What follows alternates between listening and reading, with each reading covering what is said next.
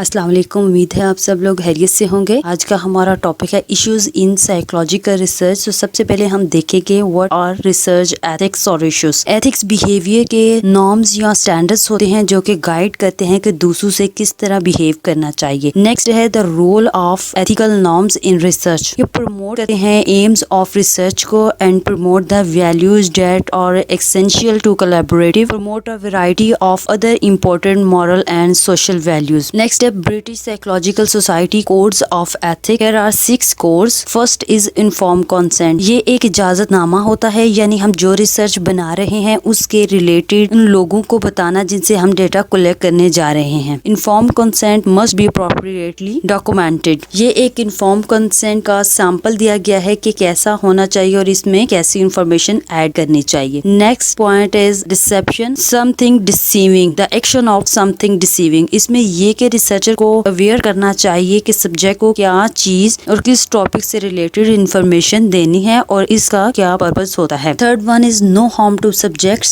Subject must be free from reasonably anticipated physical और emotional harm. Subject को जरूर inform करना चाहिए मैनिफेस्ट और रिवीलिंग इंफॉर्मेशन के बारे में। Confidentiality is the next point. Privacy of all content. Client या सब्जेक्ट की परमिशन के बगैर इंफॉर्मेशन को शो नहीं किया जा सकता, इसके लिए उनकी रिटन परमिशन लेना जरूरी होगा। Next is right to withdraw. Participant के पास राइट है कि वो जब चाहे विदड्रॉ कर सकता है। हर चीज रिसर्च के स्टार्ट में मेंशन करना बहुत जरूरी होता है। Last one is debriefing. At the end of the study researcher must inform participants about the true nature, purpose, result and conclusion of the study. Next point आ जाता है what is experimentation. Experimentation involves the manipulation of one or more variables by the experimenter. यानी ये एक variable के जरिए दूसरे variables में होने वाली चेंजेस को मेजर करने का प्रोसेस होता है। एक्सपेरिमेंटल रिसर्च में रिसर्चर इंडिपेंडेंट वेरिएबल को मैनिपुलेट करता है, लाइक टाइप ऑफ ट्रीटमेंट या टीचिंग मेथड एटसेट्रा, और डिपेंडेंट वेरिएबल को मेजर करता है कॉज एंड इफेक्ट का रिलेशन फाइंड करने के लिए। नेक्स्ट आ जाते हैं types of experiments. There are 3 types of experiment that researchers might choose to use. First is lab experiment. Lab experiment ये हाई कंट्रोल कंडीशन में कंडक्ट किया जाता है और रिसर्चर ही डिसाइड करता है कि किस जगह पर, किस टाइम और किस पार्टिसिपेशन के साथ ये एक्सपेरिमेंट किया जाएगा। Second is field experiment. ये अननेचुरल रियलिस्टिक सिचुएशन में कंडक्ट किया जाता है और डिपेंडेंट वेरिएबल को चेंज करता है और डिपेंडेंट वेरिएबल के इफेक्ट को देखता है। थर्ड इज नेचुरल और कॉसी एक्सपेरिमेंट। इसमें किसी वेरिएबल की मैनिपुलेशन के बगैर ही नेचुरल चेंज को चेक किया जाता है। Next is field versus lab experiment. Lab experiment artificial जबकि फील्ड नेचुरल सिचुएशन में कंडक्ट किया जाता है। लैब हाई और फील्ड लो कंट्रोल होता है। लैब की कॉस्ट कम जबकि फील्ड की कॉस्ट ज्यादा आती है। लैब का ड्यूरेशन शॉर्ट और फील्ड लॉन्ग ड्यूरेशन का होता है। लैब में सब्जेक्ट अवेयर होता है पार्टिसिपेशन से, in field subject unaware of the participation. Next आ जाता है correlation versus causation. Correlation 2 variables के दरमियान रिलेशनशिप को फाइंड करता है जिसमें एक वेरिएबल में चेंज से दूसरा वेरिएबल भी चेंज हो जाता है, जबकि कॉजेशन में the action of causing something, relationship between cause and effects called causality. Next is evolution, the gradual development of something. Evolution is any change from one generation to the next. 2 types of the evolution, divergent and the convergent. In divergent organism have common ancestor, जबकि